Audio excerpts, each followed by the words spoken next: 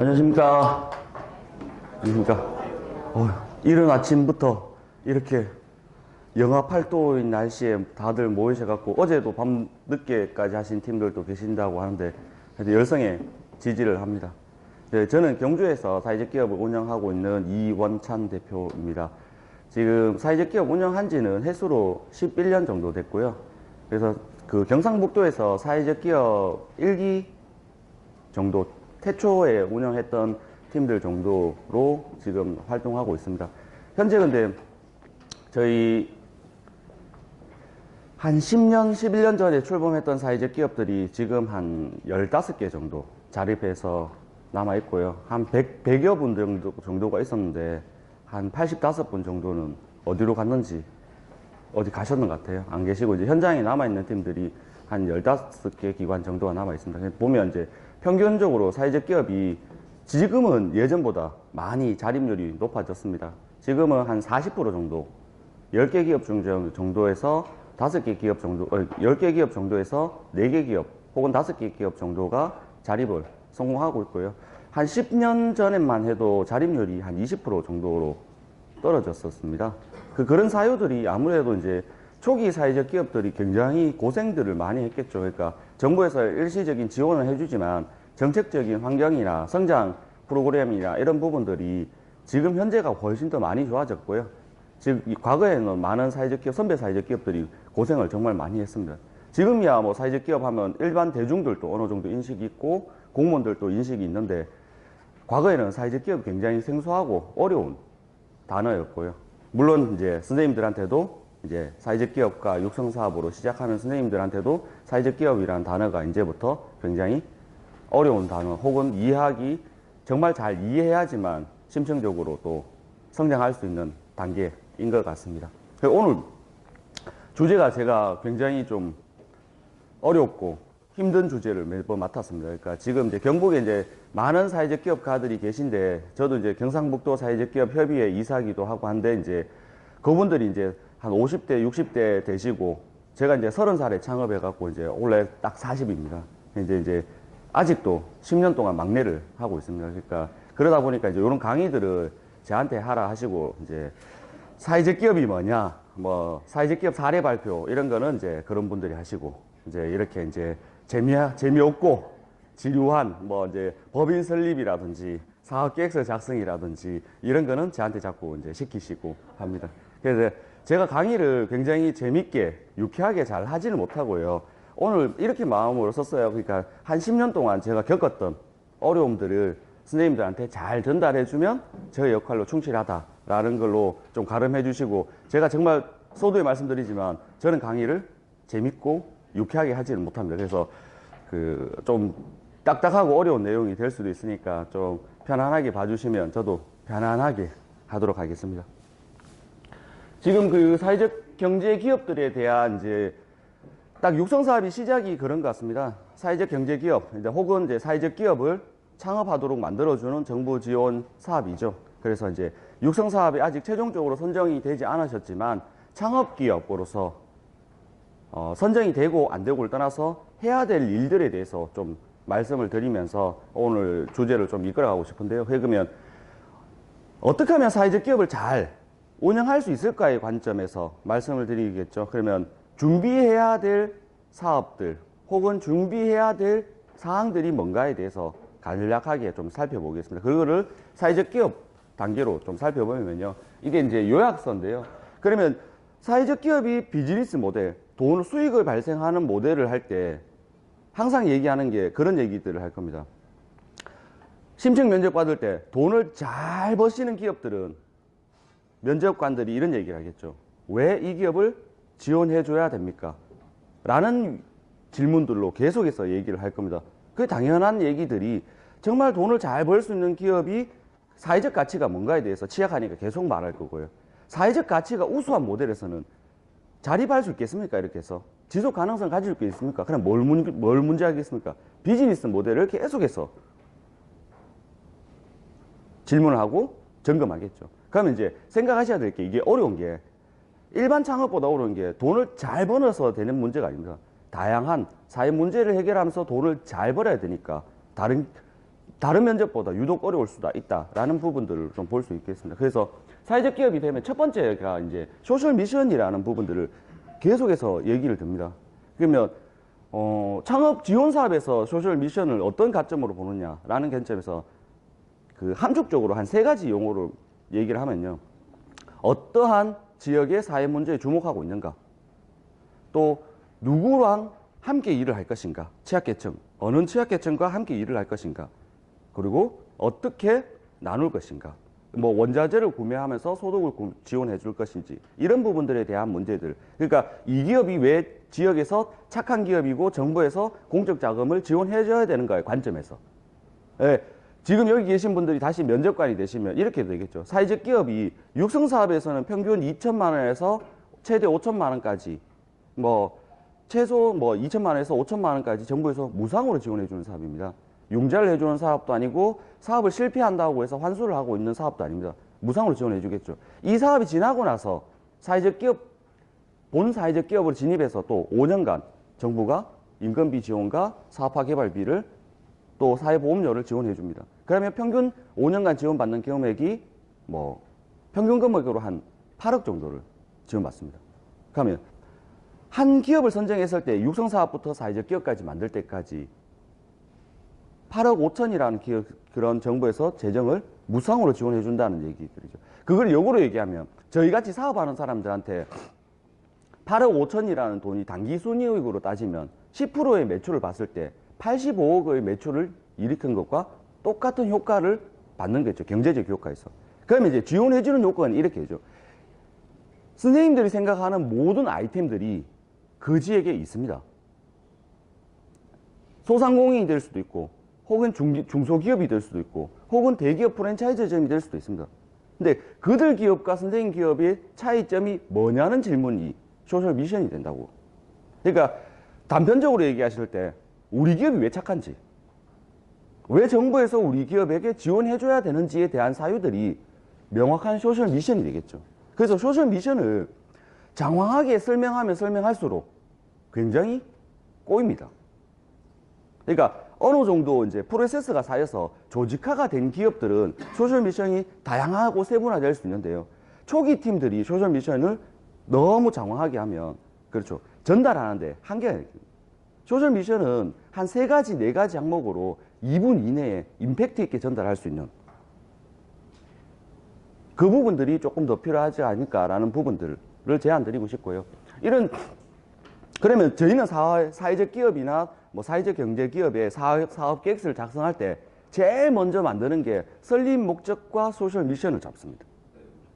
그 비즈니스는 그 다음입니다. 왜냐하면 착한 일을 하면서 저희 사회적 기업이 모토가 그렇잖아요. 고용하기 위해서 수익을 내는 기업이잖아요. 수익을 내기 위해서 고용하는 기업이 아니라 고용하기 위해서 수익을 내는 기업이니까 고용하기 위해서 앞에 이제 전자가 소셜 미션이겠죠. 그러면 무게가 소셜 미션에 더 실린다는 얘기입니다. 그러니까 많은 창업팀들이 그런 심사위원들과 혼란을 겪는 문제가 그런 거죠. 돈만 잘 벌 수 있는데 우리 돈 잘 벌 수 있어요. 이런 기업도 선정이 안 되느냐? 안 될 수 있습니다. 우리 돈 잘 벌 수 있다고 얘기하는데도 안 되냐? 안 될 수 있습니다. 그런 거죠. 지금 우리 정부에 있는, 우리 지역에 있는 어떤 업태와 업종도 다 어느 정도 포괄적 경쟁이 심화된 업종입니다. 더더욱이나 초기 창업팀이 하고자 하는 창업 아이템들은 대다수 소상공인들과 부딪히는 업종입니다. 다수 경쟁 업종입니다. 그러니까 자꾸 얘기하는 것들이 우리 이런 얘기들을 합니다. 청소, 방역하는 회사들이 사회적 기업을 가기가 굉장히 어렵습니다. 인정률이 굉장히 떨어집니다. 지정해주고 지원해주는 율이. 자, 우리 이제 경주를 비교하겠습니다. 경주를 비교했을 때 청소 방역하는 회사가 한 10개 정도가 있어요. 그 중에서 큰 업체가 한 3, 4개가 있습니다. 그러면 이제 창업하시는 팀이 이제 사업 계획서를 작성해 와서 소셜 미션을 딱 이렇게 제시합니다. 우리는 20명을 고용하는데 20명 전부 다 취약계층을 고용하겠습니다.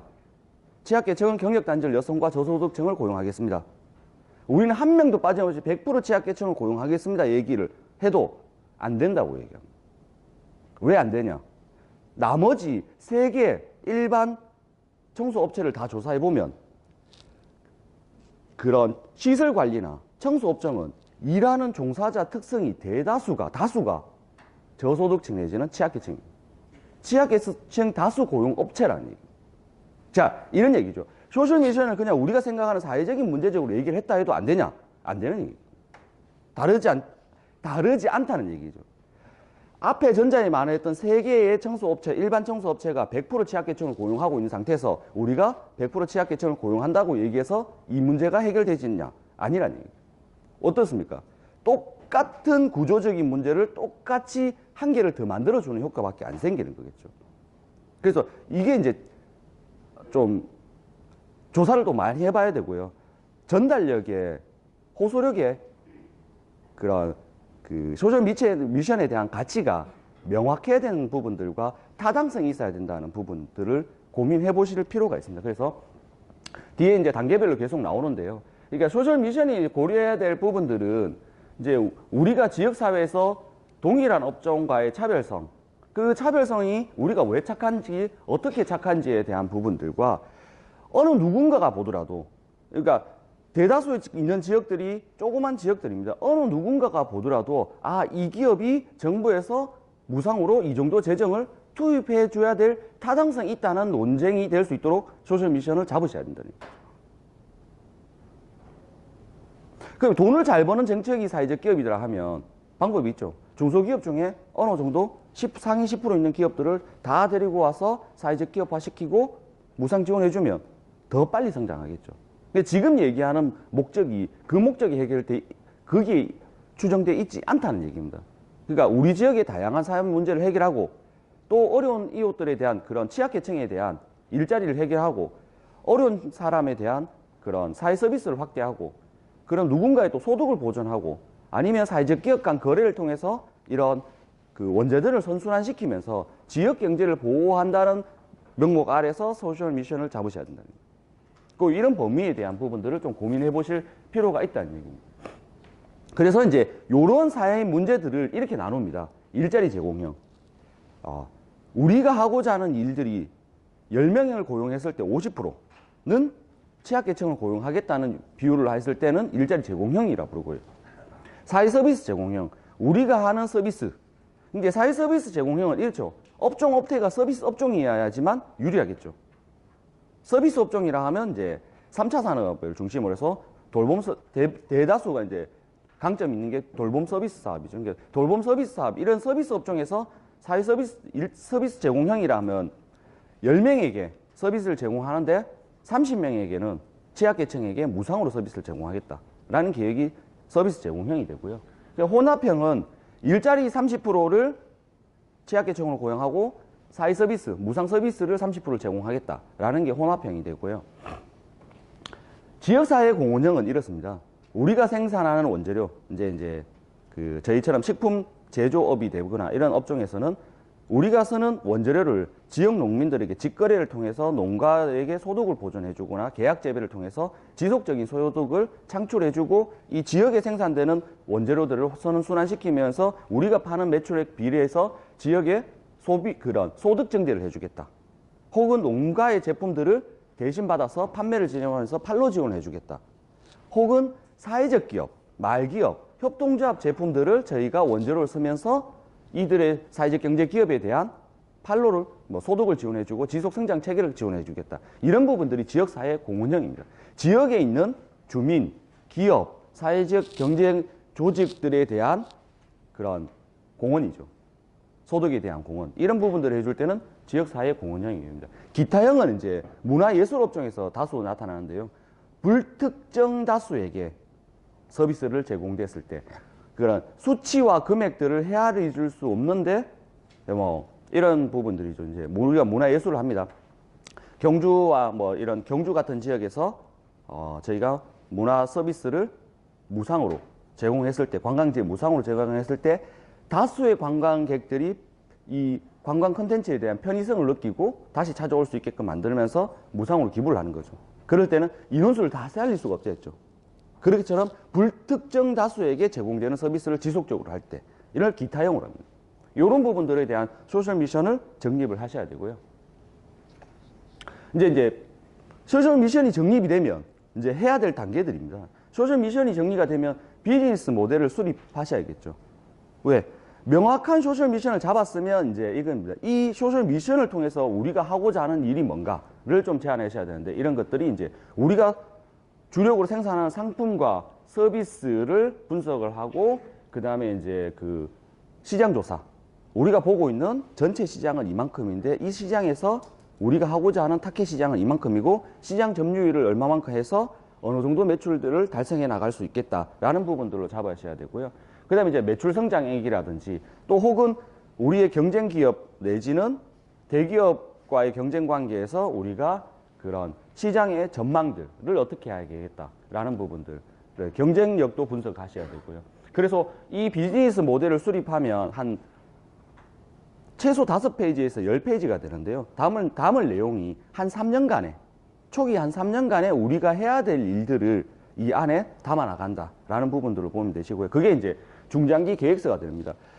육성사업 지금 초창기에 사업 계획서를 굉장히 잘 잡으시면 이 사업 계획서가 1년 뒤에 예비 사회적 기업 지정 사업 계획서로 서일 수 있고, 그 다음에 2년 뒤에 인정 사회적 기업 사업 계획서로도 서일 수 있죠. 초기에 사업 계획을 뼈대를 잘 잡으시면 뭐 일부 변화나 추가를 빼고를 하는 과정을 거치면서 이 사업들이 계속해서 뭐 인정 사회적 기업 갈 때까지 사업 계획서를 쓰실 수 있습니다. 그래서 지금 아마 굉장히 힘드시고 어려우실 거라고 생각됩니다. 사회적 기업과 육성 사업을 저희도 한 4년 동안 계속 강의도 해드리고 현장에서 지원도 해드리고 뵙기도 하는데, 요 지금 과정이 제일 힘들죠. 그러니까 집체 교육도 하고, 이게 또 심청 면접인데 사업이 선정될지 안 될지도 뭐 아직 어렵고, 그 다음에 지금 사업 계획서를 보완하실 수 있는 기관들이니까 사업 계획서를 보완해서 또 최종 PT 때 전달해야 될 부분들을 지금 이런 거죠. 오늘 강의를 똑같이 다 들었어요. 보완해야 하셔야 될 부분이 똑같이 보완하시겠죠. 또 이제 PT를 하듯이 제가 발표하듯이 이렇게 PT를 하시겠죠. 5분 이내, 10분 이내. 그러면 또 경쟁이 더 유발되겠죠. 이 관계가 지금 제일 어려운 관계인데요. 이 속에서도 지금 해야 될 부분들이 차이가 극명하게 나냐면 차이가 극명하게 나요. 그래서 사업 계획서를 잡는 부분들이 중요한 부분들이겠죠. 오늘 실은 나머지 단계들은 사업에 선정이 되고 나서 시간을 가지면서 할 수 있는 부분들인데요. 오늘 확실히 기억해 주셔야 될 부분들은 소셜 미션과 사업 계획을 어떻게 잡아야 된다는 얘기들을 명확하게 생각해 보셔야 될 필요가 있습니다. 그래서 이게 중장기 사업 계획서 나오고요. 그 다음에 이제 사업 비즈니스 모델들이 수립되면 그 다음 나오는 게 상품화 단계들이죠. 우리가 취급하는 상품들이 어떤 인허가 요건들이 있는가. 그러니까 우리가 생산하는 서비스나 재화나 상품들이 90% 이상은 인허가를 거쳐야 되는 업종들입니다. 대다수. 그래서 어떤 인허가를 거쳐야 될 것이며, 우리가 하고자 하는 마케팅, 그럼 CI, BI 브랜드를 소셜 미션과 결합시켜서 어떤 포장재로 어떤 윤리적 소비를 이끌어낼 수 있는 통합적인 브랜드로 만들어 나갈 수 있는가를, 그런 부분들을 고민하는 게 이제 상품화 단계죠. 이 상품화 단계 때 어떤 일들이 생기냐 하면 유급 근로자들이 고용이 되면서 매출이 발생되는 단계가 됩니다. 그리고 이제 한 번 더 고려해야 될 게 이제 유통 채널. 우리는 어떤 유통 채널들을 가질 것인가? 지역 단위 유통 채널을 가질 것인가? 전국 단위 유통 채널을 가질 것인가? 뭐 그런 이제 대형 마트를 이용할 것인가? 생협을 이용할 것인가? 사회적 기업 협의회를 이용하실 것인가? 사회적 기업 종합 상사를 이용할 것인가? 우리가 생산하는 재화와 서비스들을 어떤 유통 채널과 연계할 것인가? 물론 직접적인 유통을 해야 될 부분들 외에 어떤 유통 채널들, 뭐 온라인 마켓을 볼 것인가? 대형 마켓들을 볼 것인가? 지역 소규모 마켓들을 연결할 것인가? 이런 부분들을, 유통 단계들을, 또 유통 채널들을 개발하고 고민하셔야겠죠. 선배 육성 사업가들 중에서 사회적 기업이 돼서 뭐 대형 유통 채널에 입점하거나 그런 부분들을 했던 부분들이 있고요. 경상북도에서는 안동 홈플러스하고 영주 홈플러스에 사회적 기업 판매장이 운영되고 있고요. 경북에 또 사회적 기업 종합상사 협동조합이 만들어져서 사회적 기업 제품들을 공공기관들과 이런 부분들 내 유통 지원들, 판로 지원들을 하는 그런 사업 지원 체계들이 있습니다. 그래서 그런 부분들을 아셔야 사업 내용에 잡으실 수가 있겠죠. 그런 부분들을 조금 더 사업 계획서를 작성하실 때 기억해 보실 거는 뭐 이용하실 수 있는 매장들이 지역의 홈플러스 영주, 안동 두 군데도 있고 사회적 기업 종합상사 인터넷 서치해 보시면 다 나옵니다. 그런 종합상사들과 사회적 기업 제품들을 판로를 지원해 주고 있다. 그래서 우리는 이런 유통들을 이용할 것인가? 혹은 이제 청년들 조금 젊은 분들이 잘 알고 있는 것들이 온라인 마켓을 어떻게 접근해서 확대해 나갈 것이다. 이제 이런 부분들이 이제 매출 성장 딱 보겠죠. 심사위원들이 볼 때 우리 1년 차에 3억 하고요. 2년 차에 5억 하고 3년 차에 10억 할 수 있습니다라는 얘기를 할 때 달성 가능한 매출인가를 보면 상품이나 품질은 실은 거의 뭐 기술력을 갖추면 다 된다고 하는 부분이라서 점검하기가 힘듭니다. 실은 잘할 수 있냐 없냐, 기술력이 있냐 없냐를 중심으로 보겠지만 그 다음 딱 볼 게 유통 채널이 있냐 없냐를 보겠죠. 그러니까 우리가 생각하는 유통 채널 어떻게 팔 것인가에 대한 계획들은 대다수 사업 계획서는 그 내용들이 없어요. 그러니까 이제 실현 가능성에 대한 문제 제기들을 할 수 있겠죠. 그래서 그게 광범위한 네트워크가 되지 않더라도 소규모 네트워크에서도 우리가 어떤 채널을 누구를 대상으로 어떤 방법으로 판매할 것인가 이런 부분들에 대해서 실현 가능한 그런 그 유통 채널들, 유통 방법들을 좀 할 수가 있습니다. 그래서 상품의 특성과 주 타켓 고객군을 고려한 자체 유통을 개발하는 방향에 대한 모듈을 보여주시든지 아니면 지역사회에 고정 고객을 확보할 수 있도록 그런 MOU를 통하든지 협약을 통해서 그런 시장을 확보할 수 있을 것인지 이런 부분들 혹은 사회적 기업이 되시거나 유성사업이 곧 사회적 기업을 만들기 위한 정략이라서 대다수의 기업들이 사회적 기업으로 진입을 합니다. 그러면 사회적 기업이 되면 공공기관 우선 구매 제도가 있습니다. 그래서 그걸 이용해서 우리가 어떤 공공기관들에게 판매를 해나갈 것이다 라는 계획들을 잡아주시든지 이런 부분들이 눈에 보여줘야 앞에 제시했던 뭐 매출액들이 실현 가능성이 있냐 없냐를 좀 볼 수가 있겠죠. 그런 부분들 고민해 볼 수가 있습니다. 이제 다음 단계가 이제 법인 설립이죠. 먼저 보통 고민이 이제 저는 3단계까지 하고 3단계까지 생각을 하고 법인 설립을 하라고 공고를 해드리는 입장입니다. 여러 가지 정보가 많습니다. 여러 가지 정보가 많아서 간혹 이제 우리의 업종 소셜 미션에 어울리지 않는 법인의 옷을 입는 분들이 있어요. 그래서 하다가 이제 법인을 전환시키거나 법인을 폐업하고 다시 만들어야 되는 경우가 생기는데 그거를 조금 더 고려를 해봐야 될 부분들이 이제 우리 사업하고 상품에 적합한 법인인지를 판단해 보셔야 되고 법인의 유형에서 협동조합과 상법상 법인과 비영리 법인이 한 3가지 법인 유형으로 나누는데 이 법인의 유형들의 장단점에 대해서 생각을 해보고 우리의 운영 조직 이사회가 된다든지 운영 조직이 어디에 적합한지 성숙도가 얼마만큼 되는지를 생각해 보시고 가름해 보셔서 법인을 설립하셔야겠죠. 지금은 기설립된 법인도 있으실 거고 여기서 선정돼서 법인을 설립할 팀들도 있으실 건데 그 부분들의 고려사항들이 법인을 만드는 상품과 내용도 중요하지만 누구랑 어떻게 일을 할 건가에 대해서 법인을 고려해 보실 필요가 따로 있다는 얘기입니다. 그래서 비영리 법인을 만드시는 것은 사단법인, 재단법인, 사회적 협동조합이 비영리 법인들입니다. 비영리 법인들은 어떻게 했습니까? 비영리 법인이 말 그대로 고유 목적 사업, 비영리, 영리를 추구하지 않는 조직인데 고유 목적 사업으로 정부에서 허가되는 고유 목적 사업 내에서 영리 사업을 수행한다고 보시면 됩니다.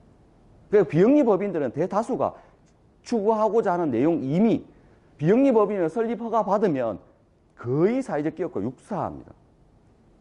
이렇게 좀 비영리 법인 설립 허가를 받으려면 지역의 공익적인 문제를 해결하기 위해서 비영리 법인을 설립하게 되니까. 그래서 이제 비영리 법인은 설립 요건들이 광역자치단체, 경상북도 혹은 중앙정부로부터 설립 허가를 받으셔야 됩니다. 그래서 사단법인, 재단법인, 사회적 협동조합이 있습니다. 뭐 사회복지법인도 있고요. 근데 사회복지법인은 복지사업을 하고요. 사단법인은 환경 쪽에서 사단법인 많은 활동을 하고 있습니다. 문화예술, 문화 분야도 많은 부분들을 하고 있습니다. 예술 분야도 많은 부분, 복지 분야도 많은 부분들을 활용하고 있습니다. 그러니까 이런 업종에 대해서는 사단법인을 추진해도 가능하다는 얘기고요. 그런 업종이, 그러니까 우리가 하고 있는 일들이 공익적 가치에 위해 논의가 되는 사업이라면 사단법인이나 이런 비영리법인을 요구할 수도 있는데, 그렇지 않다면 굳이 사단법인을 추구할, 이런 비영리법인들을 추구할 방향을 그럴 필요는 없다는 얘기들이겠죠. 그래서 고민들을 해보셔야 될 거고요. 사단법인은 이제 설립 요건이 비교적 까다롭고 절차가 복잡하고, 그래서 이제 만드는 사업들이 이제 우리가 하고자 하는 목적이나 이런 부분들을 관할 부서에 가서 담당자에게 확인을 하고 이런 허가 절차들에 맞춰서 준비를 하셔야 되는 부분들이고요. 그 다음에 이제 상법상 회사인 영리법인입니다. 주식회사, 영농조합법인, 농업회사법인, 협동조합이 상법상 회사인 영리법인으로 분류가 됩니다. 아마 여기서 하시는 분들이 대다수의 90% 혹은 95%가 영리법인을 준비하겠죠. 근데 영리법인을 준비하면서 딱 세 가지 요건들로 나뉩니다. 영리법인은 설립이 쉽습니다, 이제. 주식회사는 1인 기업도, 1인 주주도 주식회사를 설립할 수 있고요. 협동조합은 5인 이상, 영농조합법인은 5인 이상, 영농조합법인은 농업인 포함해서 가급적이면 5인 이상, 농업회사법인은 농업인 포함해서 2인 이상이면 만들어집니다. 출자금의 한도나 한계는 없습니다. 그래서 법인을 만드는 건 문제가 아닌데 법인의 성격이 중요한 얘기들이죠. 자, 우리가 이제 출범합니다. 농업을 직접 생산하는 1차, 2차 가공, 농업을 생산하고 2차 가공까지 하는 업종이 지금 협동조합이 대세라고 하잖아요. 협동조합이 대세라고 해서 협동조합을 만들면 안 됩니다. 농업을 1차로 생산하거나 2차로 가공하는 업체는 농업특별법으로 영농조합법인과 농업회사법인을 만들어져 있는데, 협동조합법인과 차별점이 뭐냐 하면 부가가치세 면세라든지 법인세 감면이라든지 세제 지원 혜택이 다릅니다. 협동조합으로 만들면 그런 혜택을 하나도 못 받아요. 영농조합법인과 협동조합법인은 운영하는 정관과 운영하는 방법이 동일합니다. 1인 1표제고. 그래서 저희가 농촌지역에서 얘기할 때 강력하게 얘기하는 것 중에 하나가, 협동조합이 대세라고 해도 1차 생산과 2차 가공하는 업체에서 협동조합을 만들면 안 됩니다. 세제 혜택이 다르기 때문에. 자, 그렇게 생각하시면 이제 되겠죠. 그러면 3차 농산물을 단순 유통하는 것은 어떠냐? 농산물을 단순 유통하는 것은 영농조합법인을 하셔도 되고 농업회사법인을 하셔도 되고 협동조합을 하셔도 됩니다. 단순 유통만으로는 세제 지원 혜택이 없으니까요. 그런 부분들을 고려하셔야 될 필요가 있겠죠. 향후에 농림부 사업 예산 지원을 하더라도 어디가 더 유리하겠습니까? 1, 2차를 농업을 하고 계신 분들은 협동조합을 지원하기보다는 영농조합법인을 지원하는 게 더 유리하겠죠. 왜? 농어촌 특별법을 관리하는 부서가 농림부인데, 농림부에서는 협동조합보다는 영농조합법인을 더 육성 지원을 하려고 하겠죠.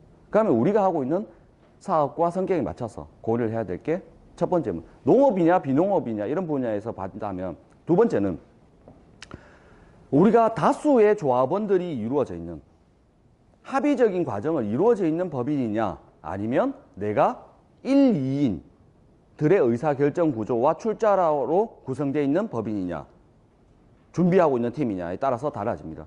자, 전자는 얘기는 뭐냐면요, 한 2명이나 1명 내지 2명이 출자해서 만든 기업이라면 협동조합을 하면 되겠냐? 안 되겠죠. 협동조합은 1인 1표제이기 때문에.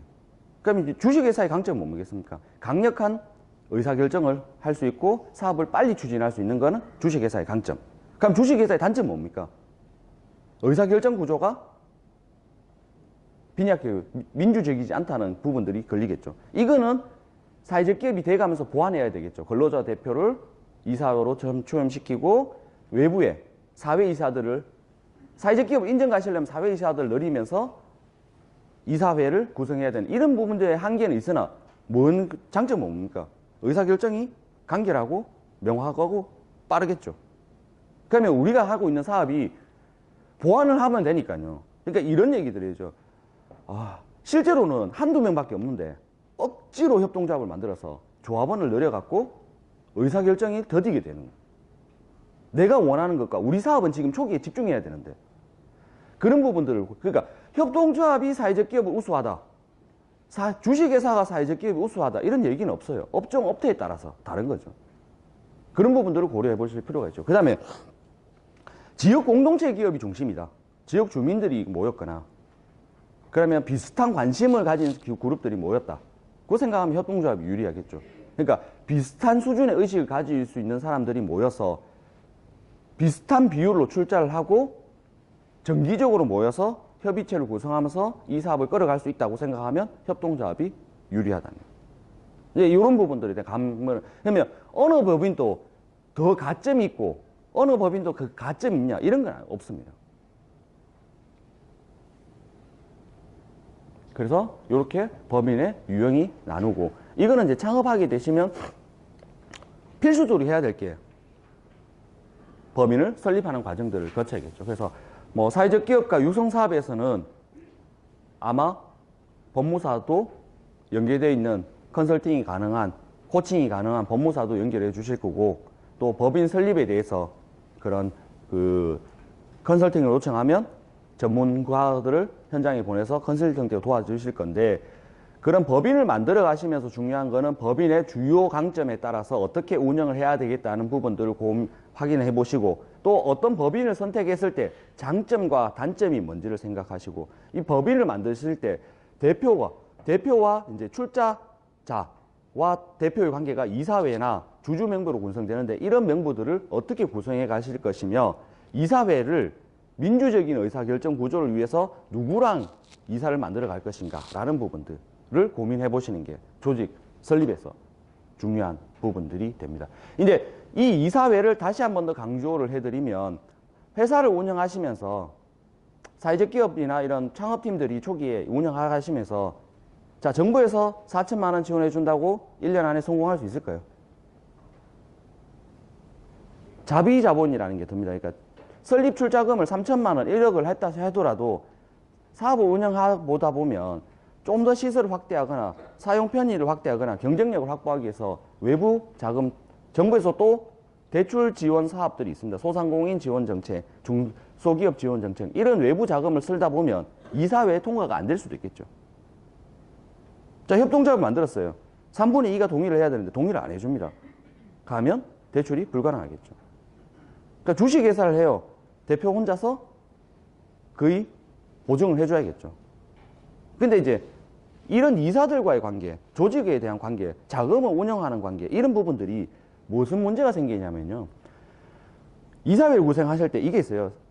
여기 법인을 처음 만드실 때 법무사에 맡겨야 될 일들이 있습니다. 다 공정을 받아야 됩니다. 정관도 공정을 받아야 되고 회의록도 공정을 받아야 됩니다. 그럼 뭘 하겠습니까? 이사들이 전부 다 인감도장을 내주고 주민등록등본 한 부랑 인감증명서 2본이랑 이력서를 내줘야 임원 등록이 되고, 임원 등기 등록이 되고, 임원 변경이 되고, 임원 승인이 되고, 이런 부분들이 거치고요. 사회적 기업이 되시면 인정받기 위해서 회의록과 이런 각종 회의록과 공정 자료들이 빈번하게 생깁니다. 그러면 어떤 일이 생기냐면 인감 도장을 안 내주시는 거예요. 실제로 그런 일들이 비일비재합니다. 인감 도장을 안 내주십니다. 자, 여기 청년 창업자 팀들이 이렇게 하죠. 대학교 친구들. 자, 친구들 모여. 협동조합 만들어야겠어. 만들자. 얘기를 합니다. 만들었습니다. 만들어서 이제 인감 도장 달라 하면 이제 난리가 나는 거예요. 집에서 난리가 나는 겁니다. 부모님들이 난리 나지 않겠습니까? 자, 창업팀들이 모여서 했다 쳐요. 자, 이제 대학생들, 청년들을 무시하는 게 아니라 열정에 대해서 동의를 하는데, 이제 모든 이제 여기 계시는 한자 40대 이상의 부모님들 입장에서 다시 얘기를 해보면 굉장히 불안한. 자, 어떤 법인을 만드는지도 모르겠고, 어떤 사업을 하는지도 모르겠고, 창업을 하는데 자꾸 대출도 쓴다 하고, 정부 지원도 받고 한다는데, 인감 도장을 자꾸 내달라 한다. 그 한두 번 딱 얘기되면 전부 다 안 내줘요. 왜? 부모님이 도시락 사두고 말리기 시작해요. 근데 40대 이상 이 문제가 안 생길 것 같습니까? 남편이 난리가 납니다. 인감도장을 내준다는 얘기는 법무사 공정을 맡기려면 인감도장이 다 나가야 돼요, 거의. 안 제끼면 법인 쓸 리가 안 돼요. 안 준다니까요. 남편들이 난리가 나겠죠. 이 아줌마가 지금 밖에서 뭐하고 다니냐고.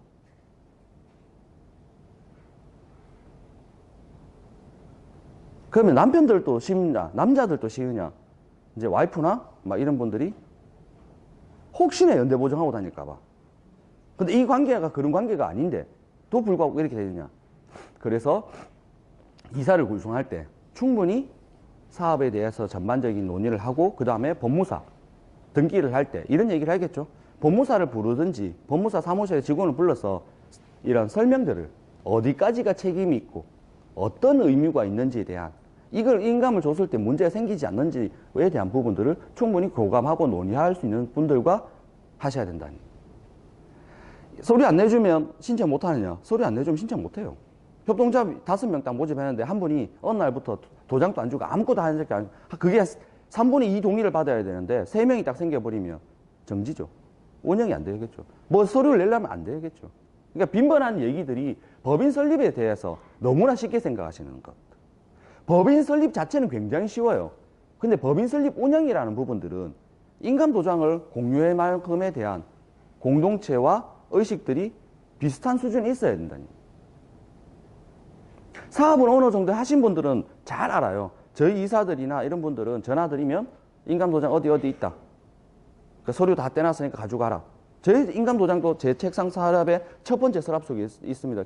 경주에서 사회적 기업 혹은 경북에서 사회적 기업 하시는 분들 중에서 여러분들, 제가 여러 회사에 등기 임원이 돼 있고 감사가 돼 있습니다. 근데 이게 이제 어느 비율로 책임져야 되는지를 명확하게 하니까 책임질 일이 없어.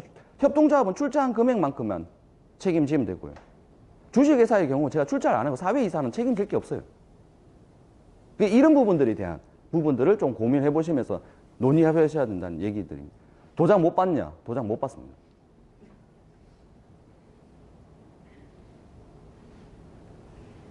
이제 5단계가 이제 법인 행정 체계를 구축해야 되는 거죠.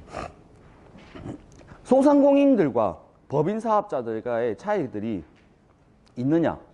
소상공인들과 법인 사업자들의 차이가 있느냐? 있습니다. 더더욱이나 이제 스님들은 한 발을 내디뎠어요. 국가보조사업이라는 사업에 한 발을 내디뎠죠.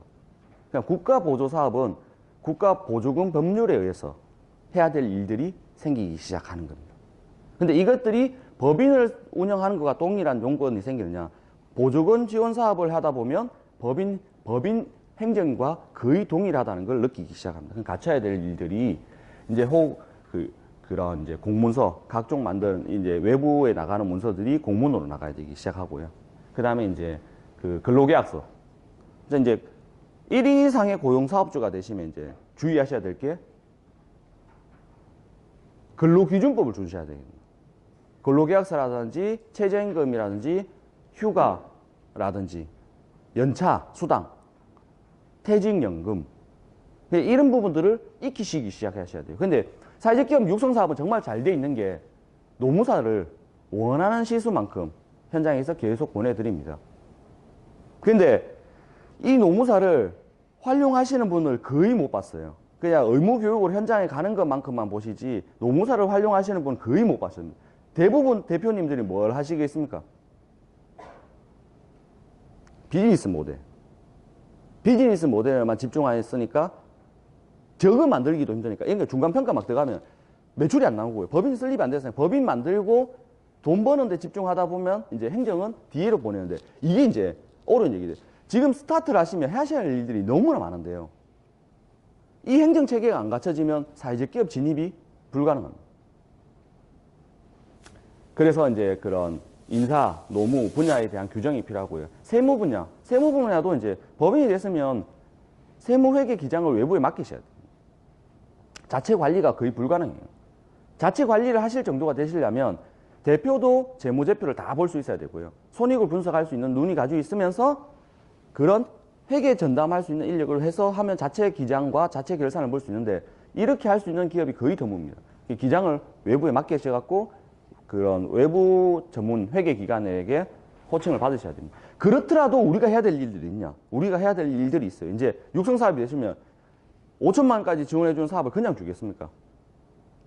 품위서, 지출결의서, 견적서, 타견적서, 계좌이체 증명서, 세금계산서, 통장사본, 샀는 물건의 사진까지 이런 사업들을 다 붙이셔야 되는데 정부에서 지원해주는 모든 사업에서는 그렇냐? 정부에서 지원해주는 모든 사업은 그렇습니다.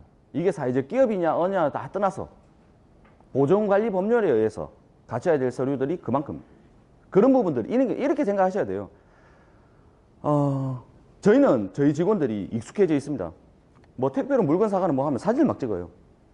사진 찍어서 왜 익숙해져 있냐? 이게 이제 하는 패턴, 품위서가 만들어지면 이게 처음에 힘들어요. 그런 품질마다 다 해야 되는데 작성해야 된다 힘든데 이거를 한 두세 달만 해버리면 이미 만들어진 품위 내용들이 거의 비슷하게 나오겠죠. 비슷한 거를 끌고 와서 문서 번호만 바꾸고 제목만 바꾸고 품위 금액만 바꾸고 사진만 넣으면 딱 나와요. 그 업체들도 이미 이제 우리랑 거래하는 업체들은 견적서에 타견적서에 다 제공해서 딱 이런 식으로 딱 보내줍니다. 근데 이걸 안 갖춰주면 보조금 사업들을 거의 못한다고 보시면 됩니다. 그런 부분들에 대한 그런 규정들 만들어야겠죠. 이게 이제 5단계가 끝나고 났을 때 이제 이 5단계 안에 그게 있겠죠. 예비 사회적 기업 지정하기 위해서는 3개월 동안 실적들을 관리해야 됩니다. 그 3개월 실적들이 매출액을 보고요. 그 다음에 뭐 보겠습니까? 여기 있는 서류를 다 봅니다. 근로계약서, 근로기준법 위반하는지 안 하는지, 이국 근로자를 고용했는데 근로기준법을 위반하는지 안 하는지, 그게 뭐 보겠습니까? 근로계약서를 보겠죠. 그 다음에 연차, 휴가 이런 것들을 사용했던 걸 보겠죠. 퇴직연금이 들어가는 걸 보겠죠. 급여 대장을 보겠죠. 급여가 이체됐던 내역들을 보겠죠. 그리고 3개월 동안에 가결산 재무제표를 확인해서 재무관리가 되어 있는지를 확인하겠죠. 그러니까 이거를 5단계를 3개월 동안 안 거치시면 예비사회적 기업 지정이 안 되겠죠. 그러니까 지정 준비를 하시려면 하셔야 돼요. 그럼 머릿속으로 생각하셔야 될 게 굉장히 바쁘냐면 바빠요. 짧은 시간 안에 지금 해야 될 일들이 소셜 미션도 다 정립을 하셔야 되고 비즈니스 모델 중장기 계획도 빨리 세워야 되고 여기에 따라서 우리가 어떤 통합 브랜드를 갈 건지를 생각하면서 이 조직에 맞는 법인까지 만들고 법인을 만들자 말자 행정체계를 붙이면서 돈을 벌고 비즈니스 모델을 설계를 해갖고 매출을 달성해갖고 예비사회적 기업까지 지정받는 거를 1년 이내에 해야 되니까 바쁘죠.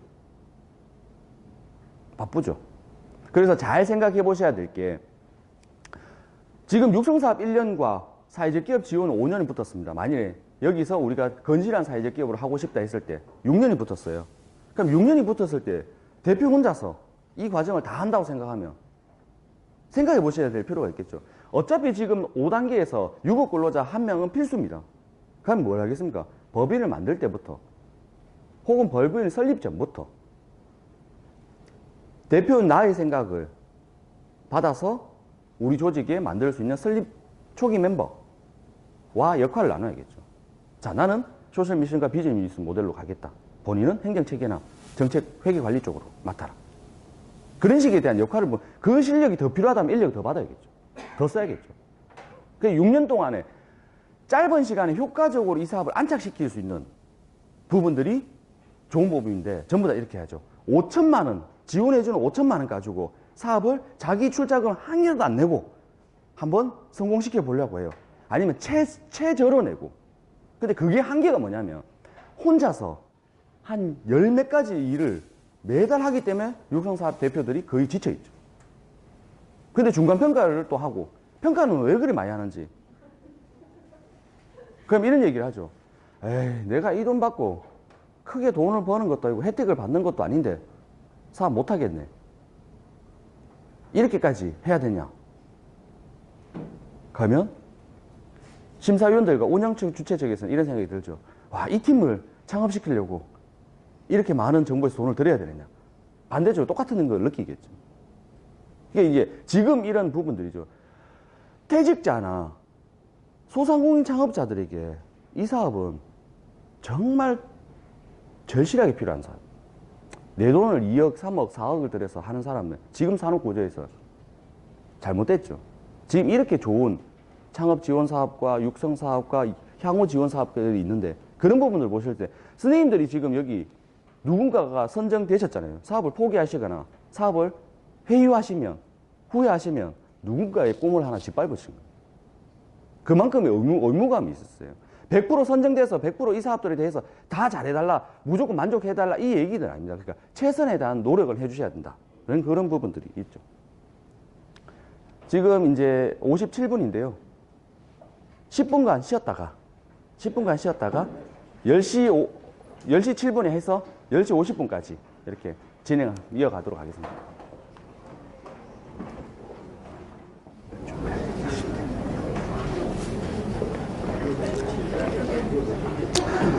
저희 전자로 말씀드린 것처럼 제 강의 재미있게 못하죠.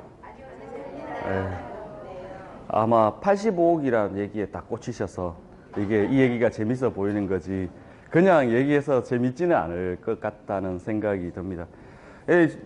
오늘은 제가 굉장히 좀 부드럽게 하고 있는 편입니다. 원래는 거의 처음에 제가 강의를 하거나 좀 다행인 거는 올해부터 제가 이제 전문 멘토하고 이제 그런 심사하고 운영위원회에서 다 빠졌어요.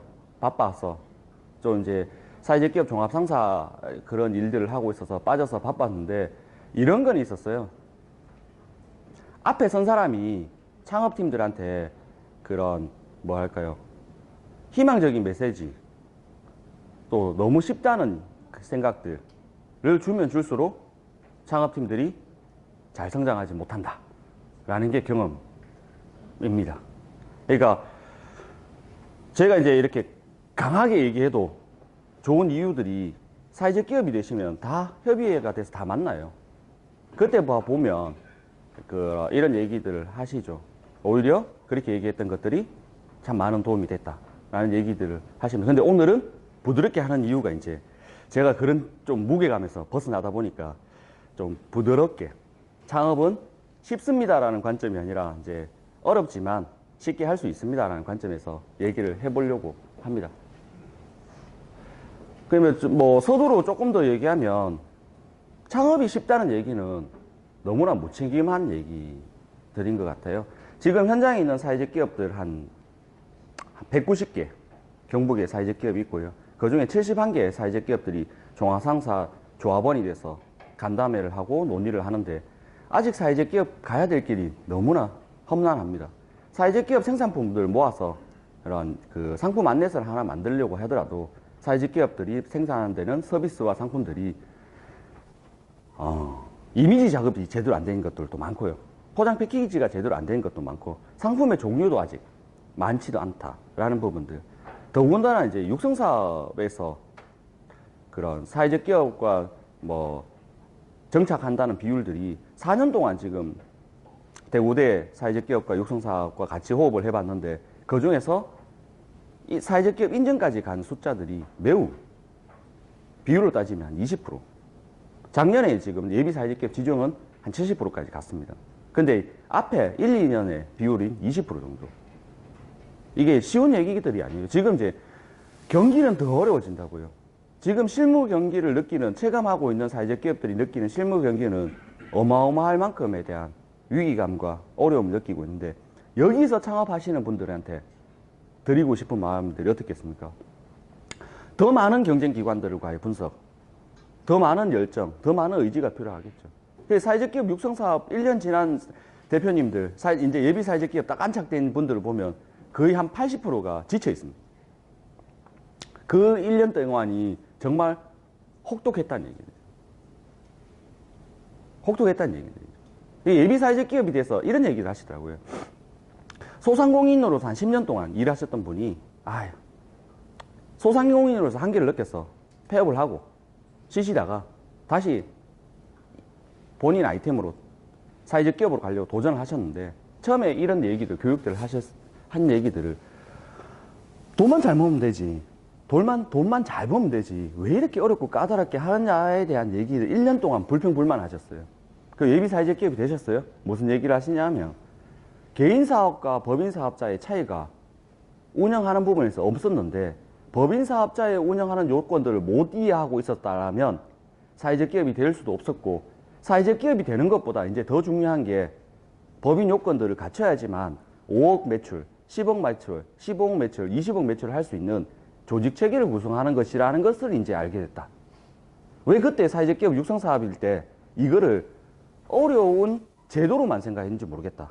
왜 심사 요건으로만 생각했는지 모르겠다. 그래서 사회적 기업이 돼 보니까 육성 사업이 있었던 일들은 그냥 예행 연습이었구나. 정부에 쏘는 사업 개발비가 되든 일자리 창출 인건비가 되든 이런 사업들을 할 수 있는 개념을 잡아갈 수 있는 시간이었구나라는 부분들을 느낀다는 거죠. 그거를 육성사업 때 그거를 깊이 있게 못 활용한 게 안타깝다라는 시간적인 거를 굉장히 많이 버렸다는 얘기들을 하시더라고요. 그래서 이제 창업팀이 되시면 앞에 얘기했던 한 40분, 50분 동안 했던 얘기들을 요약해서 딱 보면요. 경영적인 부분에서 착한 기업의 경영 요소가 있어야겠죠. 그래서 경영 전략이라든지 품질 경영이라든지 생산성을 향상할 수 있는 취약계층을 고용해서 어떻게 노동 생산성을 향상시킬 수 있을까? 취약계층을 고용해서 어떻게 서비스 품질력을 향상시킬 수 있을까? 이런 부분들을 고민해야 돼. 사회적 기업이 다수 취약계층을 고용하다 보니까 생산성을 어떻게 관리할 것인가? 품질을 어떻게 관리할 것인가? 이런 부분들이 관건이 되겠죠. 그런 문제들에 대한 그런 고민이 있어야 되고 우리가 만드는 각종 컨텐츠들을 어떻게 지적 재산권으로 보호할 수 있을 것인가? 지금 사업비가 되시면 변리사도 요청하실 수가 있어요. 그런 이런 과정들에 대한 이해들이 필요하겠죠. 이 과정을 1년 안에 다 할 수는 없습니다. 근데 이런 과정들이 있다는 개념을 잡고 단연간 어떤 계획으로 이 부분들을 우리에게 맞는 체계로 만들 것인가에 대한 고려해야 될 사항들이 있겠죠. 그래서 재무, 노무, 법률, 마케팅, 홍보, 디자인, 수출, 유통, 뭐 제품 개발, 품질 관리, 위생 관리, 가공 기술 이런 분야에 대한 부분들을 지금 다 설명하면 이거 설명하는 데만 해도 한 4시간 정도 될 거예요. 그런 이런 과정들을 우리가 체크를 해보셔야겠죠. 점검. 아마 지금 점검해보시면 다 미흡이 될 거예요. 근데 이 미흡을 어떤 단계로 프로세스로 체크할 것인가?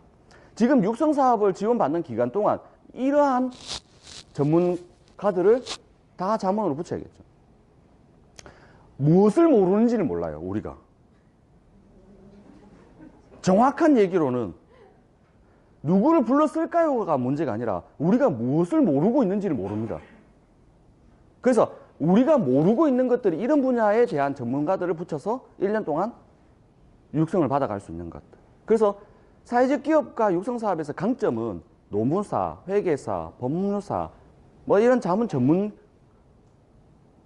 있으니까 이 전문가들을 어떻게 했습니까? 한 달에 몇 명씩 계속 미팅하시면서 이것들을 체크해 나가시는 것들. 그렇죠. 노무사를 만나면 뭡니까? 노무 자료들이 그대로 다 오겠죠. 회계사를 만나면 뭡니까? 세무, 기장 뭐 이런 거 각종 서류들을 만드시려고 하시지 말고 그들로부터 도움을 받아서 만들어 나가는 작업들을 해 나가시라. 혼자 다 이해해서 잘한다는 생각이 아니라 이런 거 얘기입니다. 어느 누구도 저 분야에 전부 다를 전수로 100% 이해할 수는 없어요. 근데 적절한 비용을 주고 전문가들을 활용하면서 시스템을 갖춰가면서 하는 과정들을 육성사업 1년을 거치면 어떻겠습니까? 지나면 한 80%가 다 돼 있고 나머지 20%는 또 사회적 기업으로서 지원받으면서 모르는 분야를 해결해 나갈 수 있겠죠. 지식을 100% 다 이해할 수는 없다는 얘기입니다. 그러니까 지식을 이용할 수 있는 지혜가 필요한 거죠. 그게 경영기법이라는 거예요.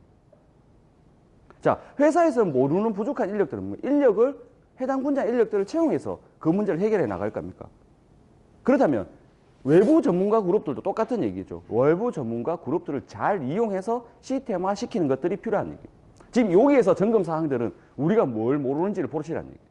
그거를 어떻게 채워나갈 것인가를 보시라는 얘기예요. 자, 이 부분들도 그렇습니다. 인사대정 만들고 근로계약서 만들고 휴가 해고하거나 이런 그 정상적인 징계 체계를 만들고 연차 관리를 하고 급여를 만들고 퇴직연금 또는 근로자들의 고축 상담, 근로자들 이제 일자리 창출 사업이나 정부에서 지원받는 인력들의 출근 근태 관리 혹은 1인 이상 기업, 10인 이상 기업 이 갖춰야 될 근로기준법들이 있습니다. 그러니까 뭐 교육들이나 뭐 성희롱 예방, 직장 내 성희롱 예방 교육 10인 이상 되면 취업 규칙을 만들어야 됩니다. 근데 이걸 안 했을 때 벌금이 200만 원과 500만 원. 근데 이거를 10인이 될 때까지 기다려야겠습니까? 아니면 1인 이하라도 만들어야 되는 게 맞습니까? 지원받을 때.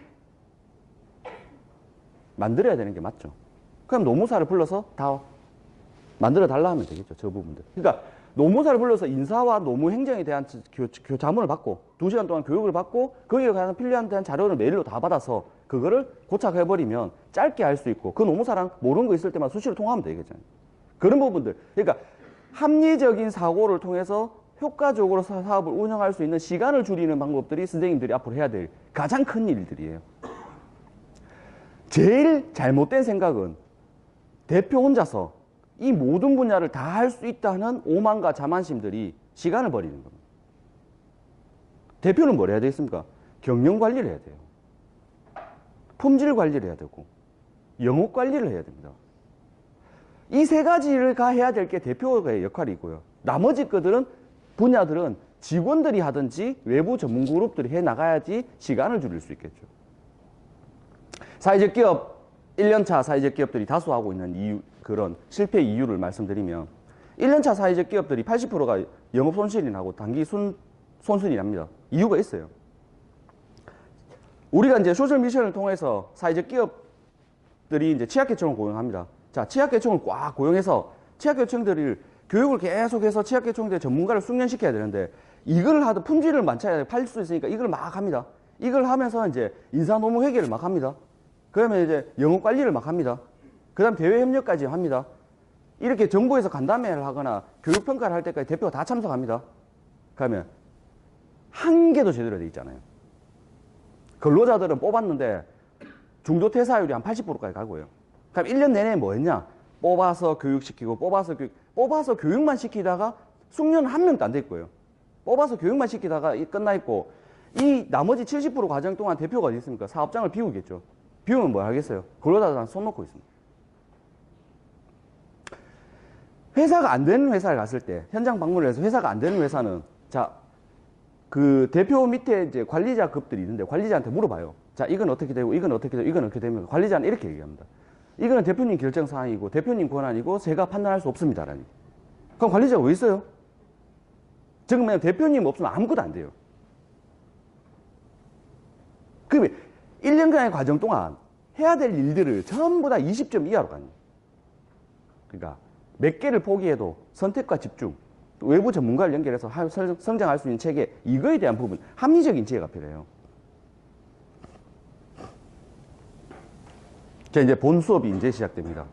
속도가 이제 빨라져야 되겠죠.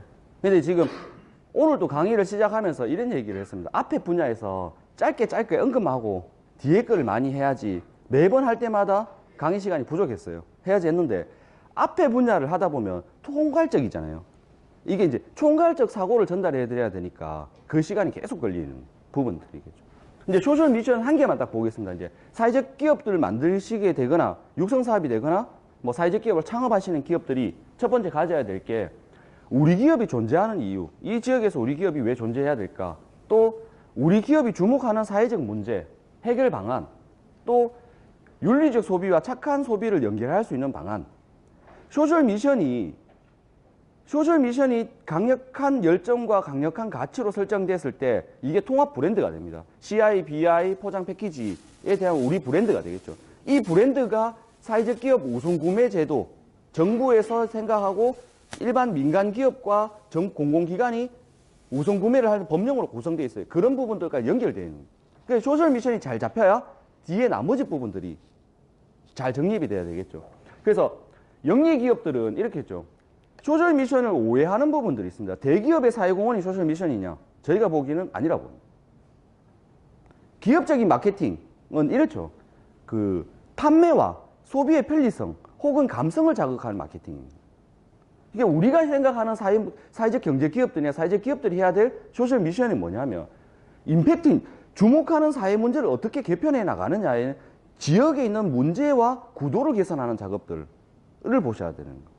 그러니까 소셜 미션을 그런 발표를 많이 하시는데 일반 대기업이 하고 있는 사회공헌 사업과 유사한 형태로 넘어가는 것들이 보면 답답해요.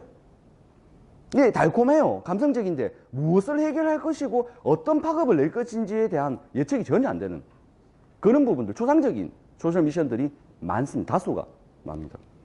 그래서 뭐 이게 강의 자료가 책자에 다 들어가 있다면 이렇겠죠. 이제 소셜 미션이라는 것들은 사례로 분석해 보자는 얘기들이겠죠. 기존의 육성 사업과 사회적 기업에서 있었던 사례들을 동의하에 이제 공개를 해드리는 부분들이고요. 저희 이제 푸드 앤 디자인 협동조합이 하고자 하는 소셜 미션은 자, 사회적 경제 활동이 취약한 취약계층과 베이비 부모 퇴직자, 고령자가 중심을 대해서 일자리를 창출하고 지역 농가 혹은 지역 경제가 생산하는 제품들을 구매를 통해서 사회적 가치를 추구하는 협동조합입니다. 저희는 두 가지 요건들입니다. 고용적인 부분들과 지역의 사회적 경제 기업들이 생산하는 제품들을 어떻게 소비를 할 것인가, 소득 지원을 해줄 것인가의 두 가지 측면들을 구성하고 있습니다. 그래서 이렇게 이제 목적 사업들을 분류했던 부분들은 이제 선생님들이 협동조합을 설립하게 되면 1, 2, 3번은 협동조합 기본법에 대해서 의무고요. 손을 못 댑니다. 1, 2, 3번은 의무고 4번부터 10번까지는 하고 싶은 사업들을 작성하실 수가 있습니다. 위에는 소셜 미션은 그렇다는 얘기고 목적 사업에서 이제 분야에는 법인을 설립하실 거니까 중간중간에 같은 지혜로 말씀을 드리면 여기 설정되어 있는 목적 사업들 있죠. 정관에 표기되는 사항들입니다. 주식회사도 그렇고 모든 법인은 다 그런데요. 여기 표기되는 사항이 없는 사업을 하려면 매번 정관을 바뀌고 등기를 바꿔야 돼요. 그러니까 세무서에 가면 뭘 보냐 하면 정관하고 등기부 동본을 내라 합니다. 그래서 거기에 해당 업종, 업태가 있는지를 봐요. 그러면 처음에 만드실 때 어떻게 되겠습니까? 한 두 줄, 우리가 하는 사업을 한 두 줄로 요약해서 두 개만 딱 넣으면 어떻습니까? 할 때마다 등기를 바꿔야 돼요. 한 번 등기 비용할 때마다 70만 원씩 비용이 됩니다.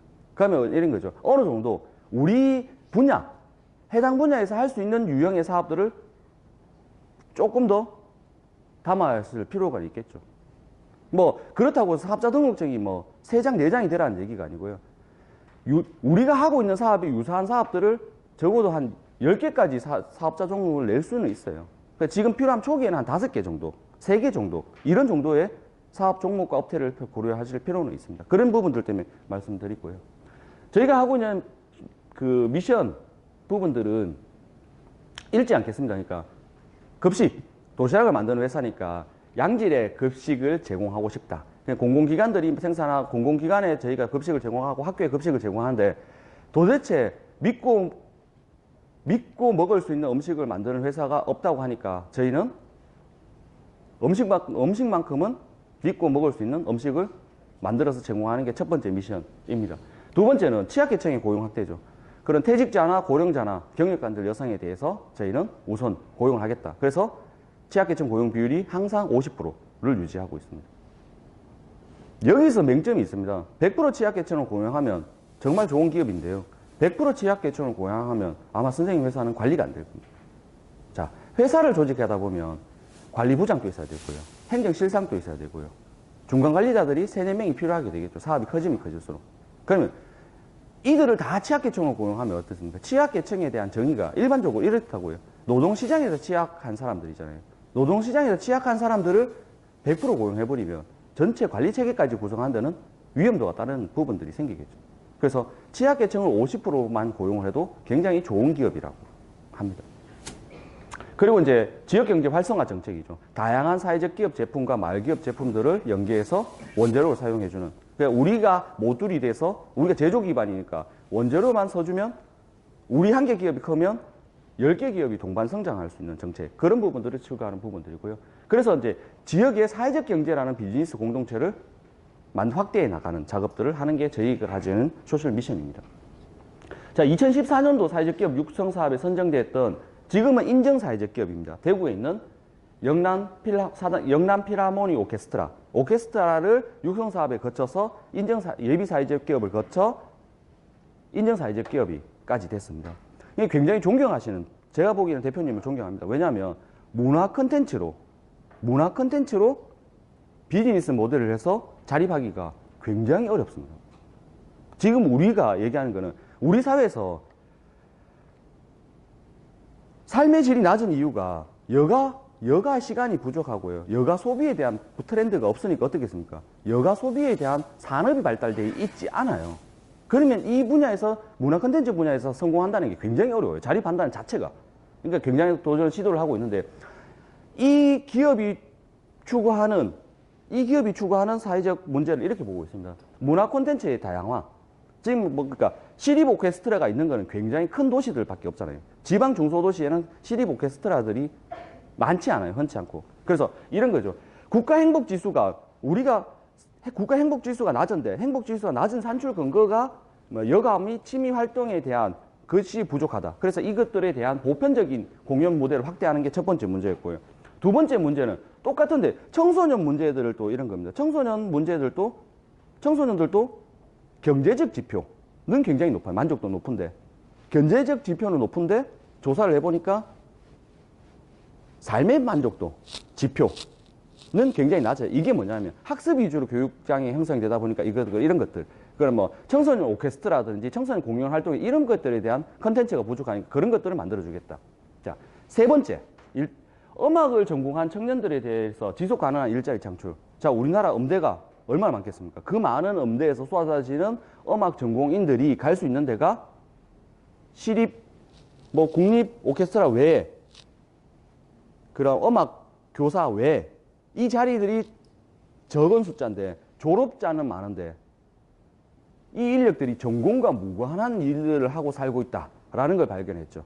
그런데 초등학교, 방학교, 방과후 학교에서는 방과후 취미 학교들을 합니다. 방과후 학교에서는 질이 낮은 비전공자들이 교육을 한다는 문제가 생기겠어요.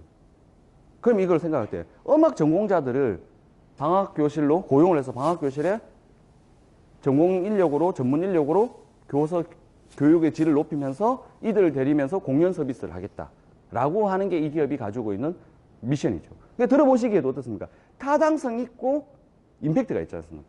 그런 부분들에 대한 부분이죠. 그래서 조사를 해봤어요. 이런 거죠. 사회 문제를 조사해 보실 때 인터넷 조사를 해보면 내가 생각하는 인터넷 문제를 조사를 해보면 이런 수치들이 다 나와 있습니다. 우리가 보는 사회 문제가 진짜 문제인가 아닌가에 대한 확인 방법이겠죠.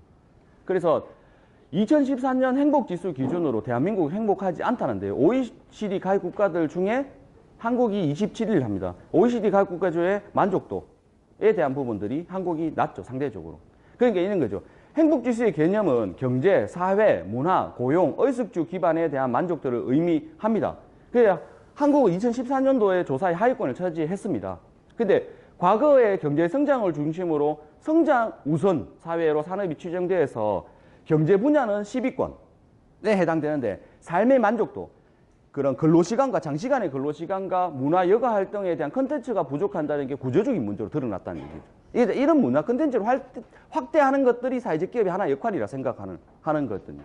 그래서 이제 뭐 그 자살률이라든지 그 다음에 이제 그 삶의 만족도라든지 이런 부분들에 대한 부분들이 굉장히 떨어지기 시작하는 거죠. 자, 두 번째 문제로 봤던 청소년들의 문제. 이게 지표가 나와 있죠. 보시면 OECD의 뒤에 번째 보시면 물질적 행복도는 우리나라가 4위입니다. 청소년들이.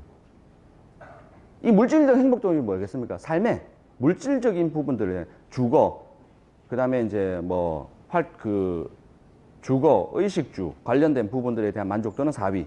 그런데 역으로 보시면 주관적 행복도. 그러니까 스스로 행복하냐를 물을 때 주관적 행복도 23위입니다. 이 문제도 똑같은 얘기죠. 그런 게 학습 위주. 그런 다양한 취미 프로그램 활동이 지원되고 있는데도 불구하고 이것들이 학습 위주로 운영되면서 청소년들의 여가 활동이나 이런 부분들에 대한 부분들의 대응 체계가 부족하다. 그래서 이 부분들도 문화산업으로 청소년 오케스트라를 만들다든지 청소년들에 대한 그런 취미 활동을 지원할 수 있는 컨텐츠 개발이라든지 이런 부분들을 주목하는 사회 문제로 보고 있는 거죠. 근데 이제 이 분야가 제일 임팩트 있는 부분이죠. 전국의 음악대학에 운영하는 대학의 숫자는 111개입니다. 한 해에 쏟아지는 졸업생은 8,000명 규모입니다. 이들 중에 실제로 전공에 관련된 일을 하는 비율이 얼마나 될까 하는 거예요. 다수가 음악 전공과 비전공에 대한 일들을 하고 살고 있다는 얘기입니다. 그래서 이런 부분도 필요하겠죠. 임용을 준비하거나 더 큰 오케스트라를 준비하거나 하고 싶으면 뭐 있겠습니까? 본인 전공 업종에 계속 일을 하고 있어야 이 부분들이 연결되어 갈 수가 있어요. 근데 한번 전공을 바꿔버리면 다른 일들을 해버리면 앞에 꿈들이 계속 사라지겠죠. 그래서 이런 꿈들에 대해서 계속적인 도전을 할 수 있는 기회를 줄 수 있는 게 사회적 기업 역할. 그래서 음대를 전공했는데 음악 전공에 관련된 일을 하면서 계속적인 자기 개발을 하거나 도전할 수 있는 기회를 줄 수 있는 것. 이게 이제 굉장히 타당성이 있는 소셜 미션이 되는 거죠. 이제 영주에 있는 인정사회적 기업입니다. 영주시 농산물 생산자 영농조합법인입니다. 영농조합법인인데 여기서 이 법인이 주목하는 사회 문제가 분명히 겉은 국내산인데요. 우리가 식당에 가서 밥을 먹든지 식당에서 그런 조리된 상품을 먹으면 분명히 겉은 국내산이에요. 오리도 국내산이고 뭐 돼지고기도 국내산입니다. 근데 자세히 안에 들여다보면 다 중국산입니다. 뭐가 중국산이냐면 양념이 다 중국산입니다. 자, 이런 문제들이죠. 겉은 완제품들은 전부 다 국내산을 표방하고 있어요. 근데 마늘, 생강, 고춧가루 이러한 양념류도 생산품들이 전부 다 중국산이에요. 이런 부분들이 이런 거죠. 국내산을 사칭한 원산지 위반입니다. 저희가 보기엔 그런 얘기들입니다. 근데 이 문제 말고도 이제 이런 거죠. 고춧가루 문제라든지 항상 이런 김치에 대한 문제라든지 이런 분들 중국산이 나쁘다고 얘기하는 건 아닙니다. 지금 저희가 얘기하는 관점에서는 중국산이 나쁘다는 관점이 아니라 국내 농업 발전과 보통 국내산이라고 사는 사람들이 얘기하는 건 뭡니까? 실제 국내산인 거를 생각하고 사는 거잖아요. 그러니까 국내 농업을 확대하는 소비 판로를 확대하기 위한 정책임에도 불구하고 이런 부분들이 전부 다 이렇게 수입 농산물로 대체되고 있다는 부분들을 얘기하는 거죠. 그래서 그런 부분들을 국내산 농업으로 대응하겠다는 얘기고요. 그 다음에 이제 이 기업이 하고 있던 부분들은 예전에는 무를 생산하기 위해서 무청이 생겼어요. 예전에는 무를 생산하기 위해서 무청이 생겼습니다. 근데 요즘 어떻게 됐냐? 반대로 돼갖고요. 무청을 생산하기 위해서 무를 생산합니다. 그 얘기는 뭐냐면, 과거에 이제 이렇게 보시면, 무청이 요렇게 지금 무 머리가 이렇게 있어야 되는데요. 지금 이제 무청이 더 상품화 되다 보니까 이렇게 무의 상단을 자르죠. 이렇게 그래서 무 꼭지가 남게 됩니다. 그럼 이 무들이 다 버려야 되냐? 다 버려야 됩니다. 그래서 무청이 어떻게 만들어지냐 하면 고유의 조선무로 만들어지는 게 아니라 홍단무로 이렇게 만들어지는 경우가 많습니다. 그래서 무를 다 버려버립니다. 그래서 이것들을 지금 개선하기 위해서 하는 작업들이 국내산 조선무를 사용하고 그러면 무청을 하고 나머지는 무들을 깍두기로 만들어서 저희 같이 식품을 만드는 사회적 기업들에게 깍두기를 전량 납품하면서 이제 그런 얘기들인 거죠. 그런 홍당무의 무청이 아니라 실제로 그 조선무의 무청 국내산의 고유 생산품들을 계속 유통하면서 확대시키는 부분들이 이 기업이 세우고자 하는 사회적 기업적인 미션입니다. 그러면 이제 대구대에서 만들어졌고 예비 사회적 기업인 더교육협동조합입니다. 여기가 하고자 하는 부분들은 그런 고학력 취약계층의 일자리 창출과 창의체험과 진로체험 교육을 확대하겠다라는 부분들인데요. 대구대학교 사범대 교수님들이 모여서 협동조합을 만들었고 사회적 기업을 만들었습니다. 대구대학교 사범대 교수님들이 이걸 만든 이유가 있습니다. 사범대를 졸업하고 임용에 된 비율이 경쟁이 너무 심하다 보니까 임용이 안 된 학생들이 많았고 그 학생들을 데리고 지금 계속 교육청에서나 교육 그런 기관에서 얘기하는 방과후 교실에 대한 질이 저하되고 있다는 얘기들이 많아요. 근데 사범대를 졸업해서 뭐입니까? 전교사 2급 자격증이 있어요. 이 전교사 2급 자격증이 있는 학생들을 대상으로 각종의 방과후 학교를 하면서 교육의 질을 높여주고 그럼 이들이 계속해서 임용이나 그런 자기개발에 투자할 수 있는 부분들을 기회를 열어주면서 자기개발을 할 수 있는 기회를 열어주면서 교육의 질까지 높이는 그래서 이제 다양한 창의 교육과 진로 체험 교육들을 확대해 나가는 그런 부분들에 대한 부분들을 생각을 하고 있고 그래서 이제 미션이 이렇게 했죠. 미션이 이래 될 겁니다. 뭐 교육소의 취약계층들에게 균등한 교육을 제공해주겠죠. 일부는 무상으로 진행해주고요. 그 다음에 이제 교육 공동체를 구현한다는 얘기들을 합니다. 그래서 사회적 기업 중에 교육 서비스를 하고 있는 사회적 기업들과 연대해서 컨텐츠, 진로 체험 교육이라든지 이런 다양한 패키지 교육들을 같이 만들어 나가면서 확대해 나가는 부분들을 만듭니다. 자, 소셜 미션은 이제 쉽죠? 다 잡히시겠죠? 소셜 미션을 많이 쓰시지 말고요. 4가지만 딱 써보세요, 항상. 본인이 쓰시고 싶은. 그 4가지에서 자료를 찾아보시고, 내용을 찾아보시고, 타당성 있게 얘기할 수 있는지. 그 얘기를 해보시면 2분 이내에 내가 얘기하는 것들을 상대를 설득시킬 수 있는지. 그렇게 생각해 보시면 됩니다. 이제 비즈니스 내용 구성인데요. 우리가 해야 될 상품. 잘 생각해 보셔서 이렇게 상품을 구성할 때 상품과 서비스, 포장 단위, 디자인, 품질을 상품의 주요 고려 요소로 생각해 보셔야 되고요. 그 다음에 가격. 우리가 제품 산출한 가격이 시장 경쟁력이 있는 가격인지, 그 다음에 장소, 우리가 그런 제품과 서비스를 생산하는 장소, 사무실과 공장들이 인허가 요건들과 지역적인 경쟁력이 있는지, 다음은 프로모션, 우리가 광고와 유통에 대한 마케팅 단위를 어떻게 고려할 것인가, 이런 상품과 가격과 장소와 프로모션에 대한 부분들이 사업계획서에 잡히시면 됩니다. 요렇게만 보시면 돼요. 그러면 상품과 가격 뒤에 한번 살펴볼 거고요. 이런 부분들에 대한 부분들을 보실 필요가 있습니다. 근데 가격 결정의 중요한 요소가 원가 분석입니다. 다수의 창업기업들이 원가 분석을 할 수 있냐? 다수의 창업기업들이 원가 분석을 하지 않습니다. 가격을 어떻게 뽑느냐? 그냥 인터넷 최저가에 보고 비통을 뽑든지, 아니면 기관들이 하고 있는, 경쟁기관들이 하고 있는 그냥 가격을 뽑아요. 근데 여기에 치명적인 오류가 있느냐? 치명적인 오류가 있습니다. 자, 저희가 도시락 회사를 합니다. 도시락 용기를 1000개 발주를 받을 때는 용기가 1,500원 좀 됩니다. 10,000개를 발주를 받으면 한 1,300원 좀 합니다. 20만 개를 좀 발주를 받으면 900원 합니다. 그러면 1,500개를 하고 있는, 1,500원을 주고 있는 기업과 우리의 원가 차이가 벌써 800원 이상이 나버립니다. 그죠? 이런 게 있어요. 몇 개를 생산하냐에 따라서 가격이 달라져요. 그러면 이런 겁니다. 우리가 최대 몇 개를 생산하겠다는 계획에서는 그 가격을 버틸 수가 있습니다. 그죠? 최대 생산치를 잡아갖고 우리가 시장을 조사해서 최대 생산치를 봐갖고 그거를 잡을 수 있다고 생각하면 원가가 달라져요. 버틸 수가 있는데요. 올라가니까. 근데 우리가 최대한 생산하는 양이 딱 한정돼 있는데 원가를 일반 기업들이 3, 4배를 하고 있는 원가를 기준으로 해서 원가를 하면 팔면 팔수록 적자가 납니다. 그래서 이런 부분들이 조사가 잘 돼야 되는 부분들이 필요하겠죠.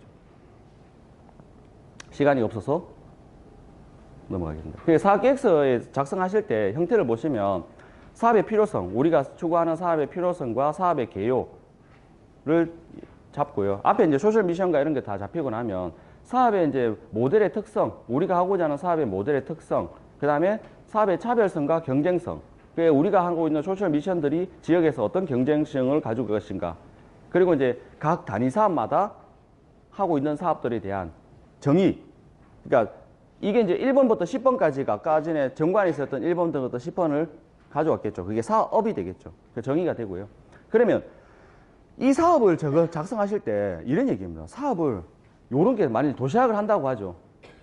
이렇게 도시락을 우리가 지역 농산물을 활용한 도시락 배달과 식품 제조 사업을 하겠다고 하고, 이런 것들 지역의 농산물을 활용해서 농가 소득을 증대하면서 공공용 도시락과 공공기관 지역 행사, 기업 관련된 행사에 판매한 유료 도시락, 그다음에 이제 밑반찬 제조를 통해서 일자리 창출과 사회공헌, 사회 서비스 기반을 마련하고자 한다. 요게 저희가 핵심적인 내용이잖아요. 그러면 사업 내용을 사업 제목을 쓰시고, 사업 내용을 한 3줄, 4줄로 쓰시고, 그 다음 뭘 쓰셔야 되냐면, 요렇게 관련된 이미지를 넣으시면 돼요. 상품명과. 근데 이것을 구성할 때 어떻게 하냐면, 텍스트 한글로 한 3장씩 쓰시는데, 그럼 읽다 보면 뭐 생각이 드냐면요. 도대체 사업을 뭘 하겠다는 건지 모르겠어요.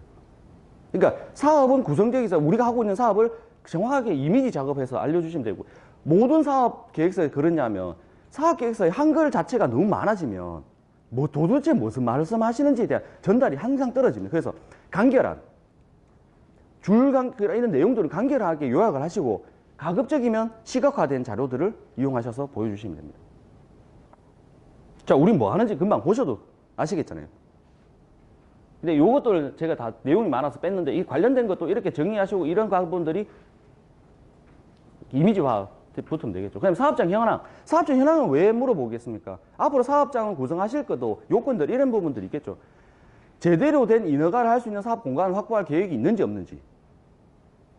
자, 정부 재정 지원 사업에 예비 사회적 기업으로 가고 어디를 가도 그렇습니다. 정부 재정 지원 사업에 심사위원들이 고려하는 게 뭐겠습니까? 재정을 투입하는데 여기에 따른 인허가 요건에 대한 공간을 확보할 수 있는지 없는지가 굉장히 중요한 요건.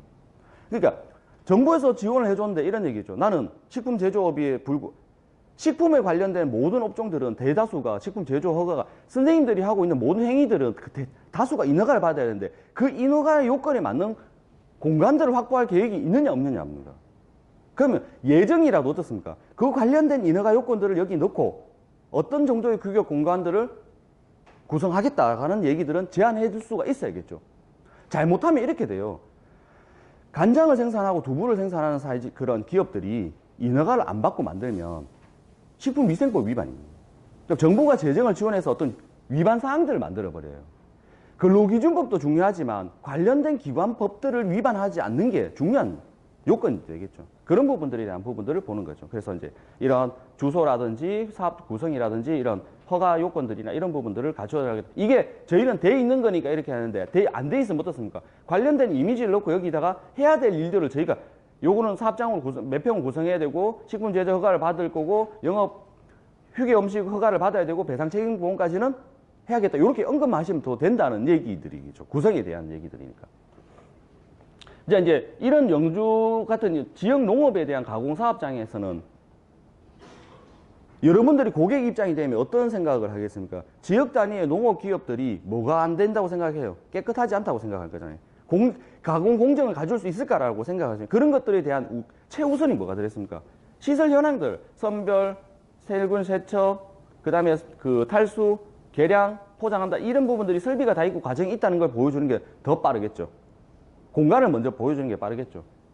그 다음에 이제 제품들 이런 얘기인데 지금 이제 하셔야 될 게 이런 일들을 하셔야겠죠. 우리가 생산하고 하고자 하는 서비스와 재화들을 어떻게 시각화 시켜줄 것이냐 이런 얘기들이겠죠. 이런 그 생강에 대한 제품을 생산하는 데 따르는 소셜 미션. 그래서 그 지역의 농가들 일자리를 창출하고 지역 브랜드를 육성하고 이런 그런 그 지역 단위의 생산품들을 특한 생산품들을 어떻게 얼마에 판매할 수 있다라는 이런 이미지, 소셜 미션과 결합된 이미지가 필요한 거고 이러한 다진 생강, 다진 마늘들을 그 상품화 시켜서 얼마고 깍두기는 얼마고 절임 배추는 얼마고 이게들이 몇 g의 포장 단위가 어떻게 되고 가격이 어떻다는 것들을 계속해서 만들. 이게 이제 사업계획 안에 들어가는 게 좋냐? 좋죠. 무엇을 만들 건지가 명확하지 않습니까? 근데 이거를 이런 거야. 우리가 지금 없어요, 이게. 그럼 관련된 이미지를 넣으면 되느냐? 관련된 이미지를 넣으면 되죠. 이렇게 할 거니까. 근데 이거를 A4 용지로 3, 4장씩 막 풀어버리면 도대체 뭘 만들고 뭘 하겠다는 얘기들을 찾는지 어렵다는 얘기예요. 그러니까 PT를 발표해도 관련된 이미지를 넣어갖고 하시면 되겠죠.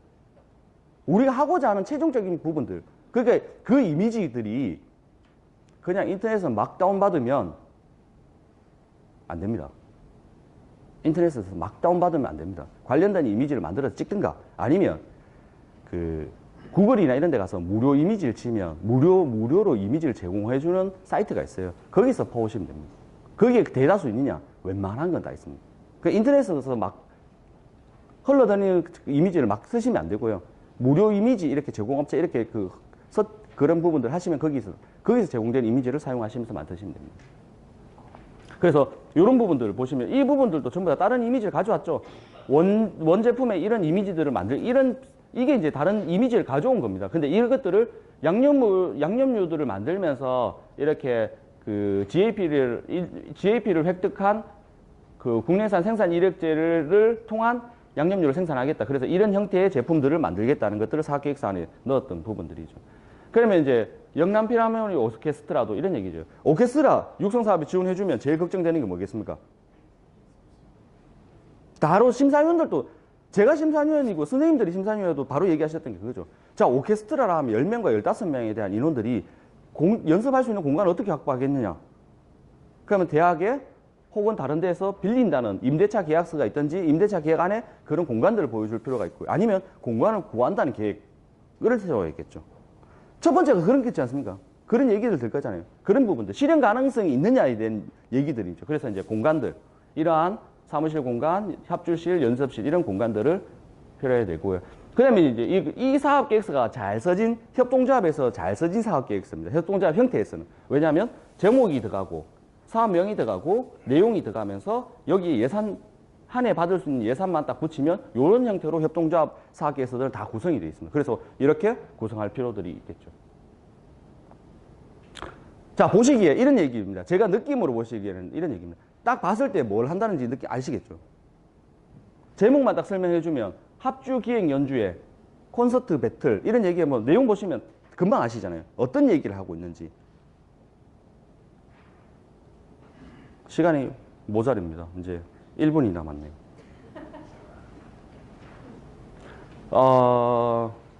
한 무리해서 5분까지만 55분까지만 하도록 하겠습니다. 그러니까 시장에 대한 조사는 시장에 대한 크기 이런 부분들을 조사해야겠죠. 우리가 보고 있는 시장의 크기가 도대체 우리 업종에서 시장의 크기는 얼마만큼인데 우리는 어떤 시장 점유율을 해야 될 것인가를 생각해 보는 겁니다. 그러면 이게 매출액으로 연결되냐면 매출액이 됐고요. 이걸 설정하면 우리 조직과 근로자들이 해야 될 정량적인 양이 잡혀요. 조직의 공동 목표가 되는 부분들이 생기겠죠. 그래서 이제 그 이후에 이제 우선구매 정책이라든지 이런 것들을 해야 되는 부분들이 있고요. 이건 이제 푸드앤디자인 협동조합은 자료로 확인해 보시고요. 자, 이게 이제 구조화가 잘 되어 있는 부분인데요. 영남 필하모니 오케스트라는 사업은 방과 후 학교 창의적 활동, 토요 프로그램, 교육이 좀 프로그램을 하는데 이게 교육청 관련된 교육 프로그램들입니다. 그러면 교육청에서 운영하는 교육 프로그램이 몇 개인지를 조사해 보는 게 필요하겠죠. 그래서 얘기했던 것들이 이제 이런 각 사업들을 조사를 해봐요. 요즘 이런 것들이 다 데이터가 다 오픈되어 있으니까 확인해서 현황들을 찾아 나갑니다. 그래서 요거는 그 교육청에 이제 데이터가 나와 있는 부분들이 교육청에 요청하더니 교육청에 데이터가 있었는데 이렇게 보시는 거죠. 전부 다 이제 그 학생 수하고 참여 학생 수하고 요렇게 지금 이렇게 명수가 나옵니다. 그래서 이제 보시면 뭐 17만 명 이렇게 초등학교에서 전체 학생 수가 있고 이 중에서 10만 명 정도 참여해서 56%에 대한 참여율들이 있습니다. 그래서 이렇게 인원에 대한 율들이 있고요. 그래서 이거를 이렇게 전체적으로 보였을 때 개설수를 외부 강사를 개설했는 숫자를 보면 학교 숫자가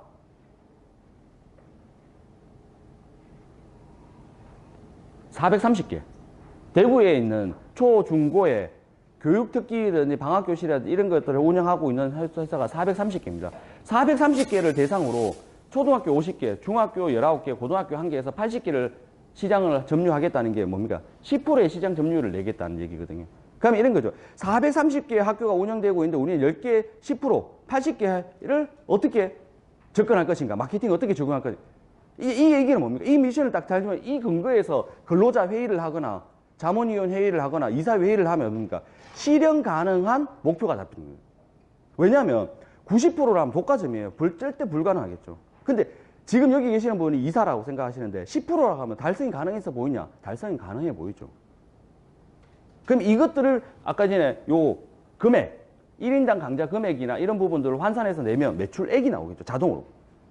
그러면 달성 가능한 매출액을 산출적으로 보여줄 수 있다는. 근데 이거를 아무리 광범위 하더라도 선생님들이 노력하셔야 될 게 산출화된 시장, 타켓 시장으로 분류하고 거기에서 인구수나 기업 숫자를 내고 우리가 타켓으로 하는 1차 시장에서 고정비를 어떻게 확보할 것인가는 수치화, 계량화를 해서 공동 목표를 수립하셔야 돼요. 그 해, 당해 연도. 그게 매출액이 되는, 목표 매출액이 되는 거예요. 그렇게 해야 달성 가능한 매출액이 산정이 되는 거겠죠.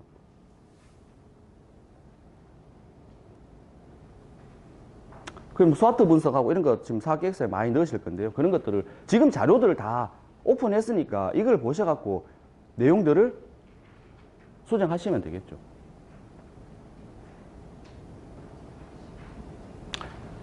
제일 안 되는 게 이제 예비사회적, 초기 예비사회적 계획과 육성사업설도 그렇고 이제 고민을 많이 해보셔야 될 게 브랜드를 개발하는 통합적인 브랜드입니다.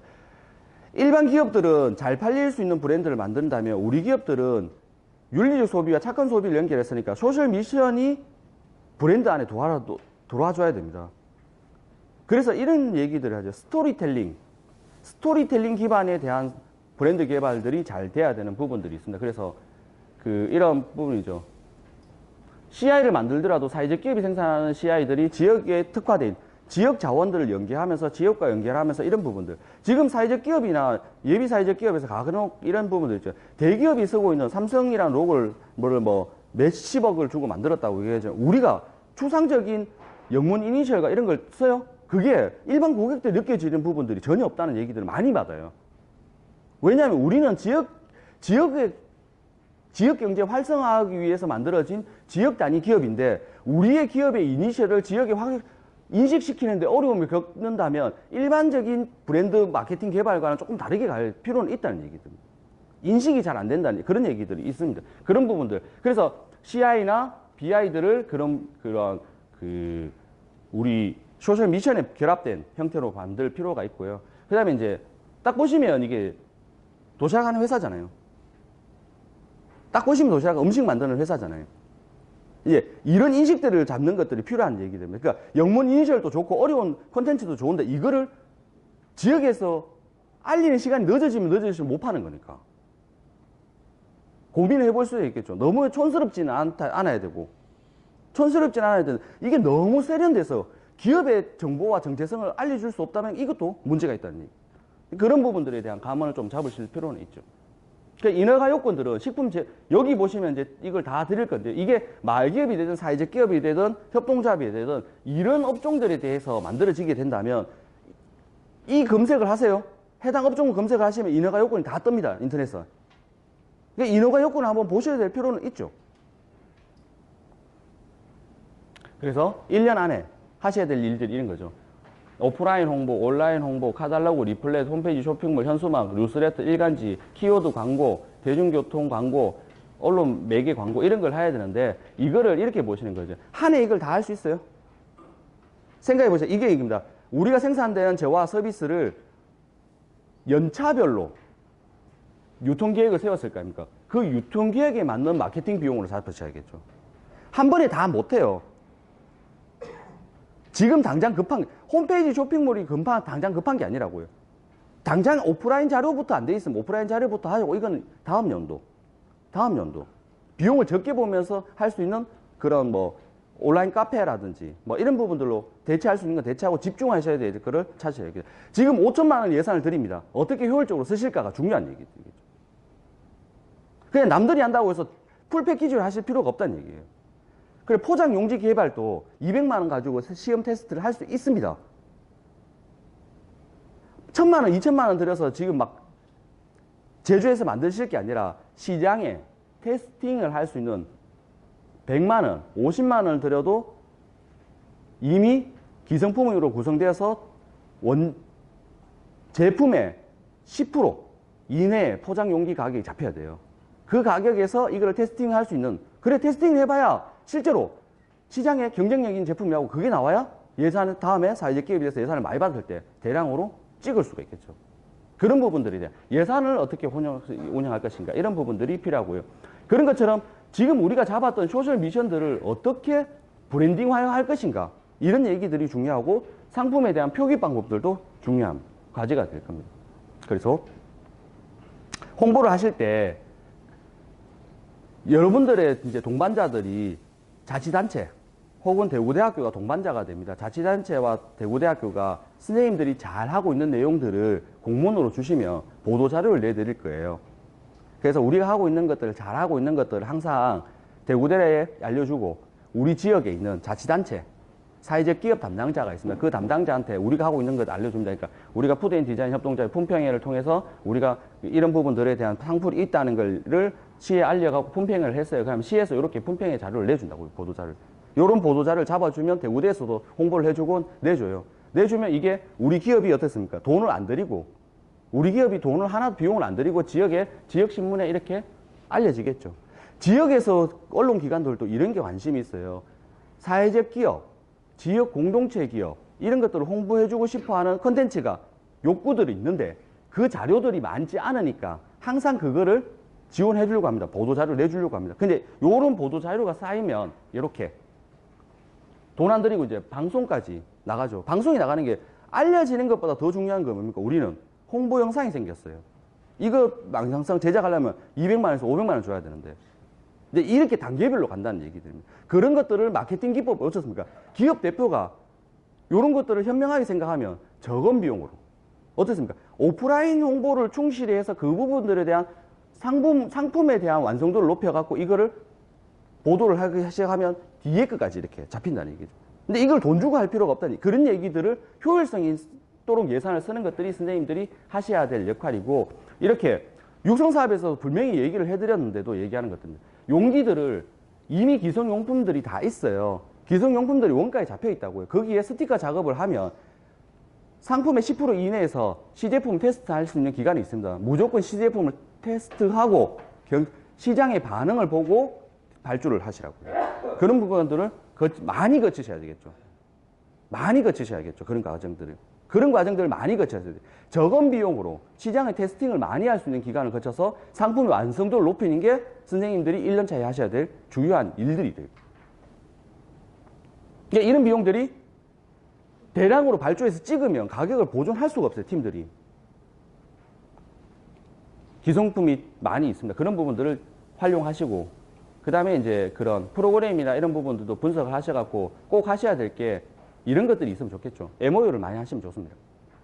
MOU를 지역에 있는 다양한 기관들과 MOU를 해서 고정시장이 확보되어 있다는 것과 고정시장을 확보할 수 있다는 것들을 보여주는 게 중요하겠죠. 그래서 이런 MOU들은 공문들과 사진들과 현수막과 이런 것들로도 충분하니까 지금 시간 안에서 할 수 있는 것들도 MOU가 안 되면 협약서라도 붙이셔서 연계할 수 있는 기업들에 대한 부분들을 많이 알려주는 게 중요하겠죠. 그래서 사업계획서를 이렇게 만들었어요. 선생님들한테 많은 거를 보여주려고 위주로 했으니까 많은 걸 보여드렸어요. 이거를 누가 얼마만큼 이해했고 활용하느냐에 따라서 사업계획서가 내용이 편하게 달라질 겁니다. 그래서 지금부터 이런 부분들을 하셔갖고 잘 준비하시고요. 1년 뒤에 건실한 사회적 기업으로 현장에서 만났으면 좋겠습니다. 레이저가 나옵니다. 너무 오래 해갖고요. 마치겠습니다.